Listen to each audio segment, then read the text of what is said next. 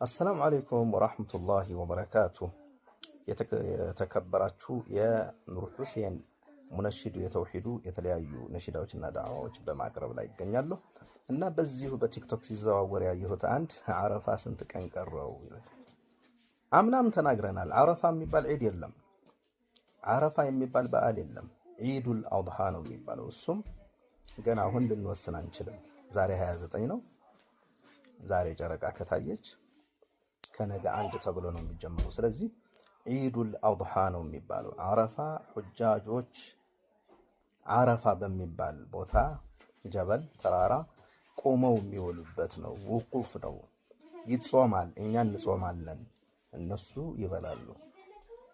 ይሄ ነው። ስለዚህ አረፋ እንደዚህ ቀን ቀረው ምናምን ብትሉ ጅህልና ይቅርባችሁ። እሺ አምናም ካቻምናም ከዛ ዓመትም በፊት ብዙ ጊዜ ተናገርን፣ ምንም ይሰማ የለም። ስለዚህ አዳምጡ። አረፋ የሚባል በዓል የለም። ምንድነው የሚባል ዒዳችን? ዒደል ፊጥር ወዒደል አድሃ። አረፋ ጾም ነው። እሺ ተግባባን። ሰላም አለይኩም ወራህመቱላሂ ወበረካቱ። ተማሩ።